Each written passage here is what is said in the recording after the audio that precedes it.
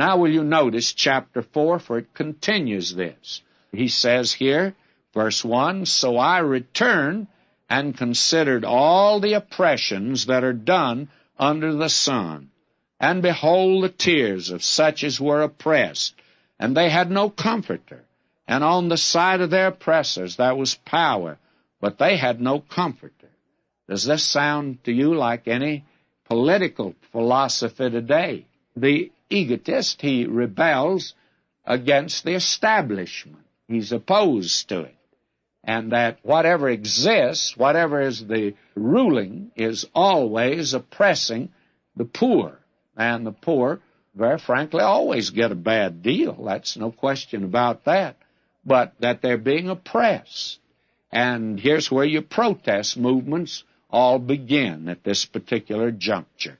Now we'll listen to him again. He says, Wherefore I praise the dead, which are already dead, more than the living, which are yet alive. You've heard that one. I'd rather be dead than alive. I wish I were dead.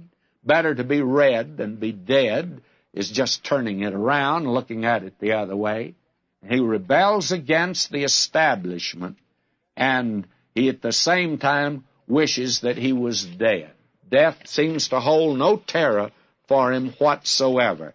Now will you notice, he goes on to say, Yea, better is he than both they which hath not yet been, who hath not seen the evil work that is done under the sun.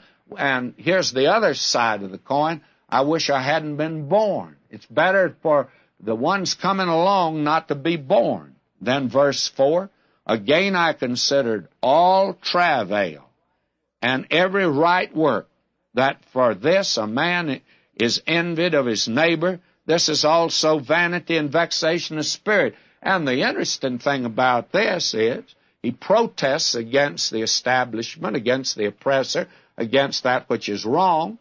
But what about it? What about the man doing right? What about the man who is trying to?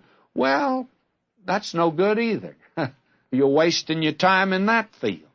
I tell you, this is really a pessimistic viewpoint of life. The fool foldeth his hands together and eateth his own flesh.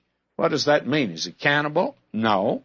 It means that actually he's not willing to do anything to protect himself, won't work for himself. We have developed quite a society like that today. Want everything given to him. Now will you notice verse 6? Better is a handful with quietness than both the hands full with travail and vexation of spirit. Now, very candidly, you get in some good points here. I would say this is a very good point. This man here, of course, he wants to do his own thing. But it's better to have it that way than to have it the other. Verse 7, Then I returned and I saw vanity under the sun. Any way you go, it's wrong. There's no way out. This is the worst kind of pessimism. No wonder that in Berkeley there have been more suicides in that area than in any other place in the country, because we've seen the old sore, we've seen it break out with corruption and ooze out this corruption. What's back of it? Well, this philosophy that leads to suicide. All of it. It comes to naught. Verse 8, There is one alone, there is not a second. Yet he hath neither child nor brother, yet is there no end of all his labor. Neither is his eye satisfied with riches, neither saith he, For whom do I labor, and bereave my soul of good? This is also vanity. Yea, it's a sore travail. And what a picture this is. Why, even if you work for somebody and you've helped them, you're just wasting your time.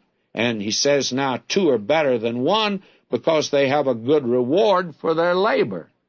Now, he's giving reasons why you ought to team up with somebody.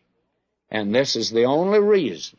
Why? Well, it's going to be a pretty selfish reason. You knew that. 2's better than 1 because they have a good reward of their labor. You'll have more by teaming up with someone than you would if you did it by yourself. So that's the reason you should team up. This is the philosophy of life that's known as egotism.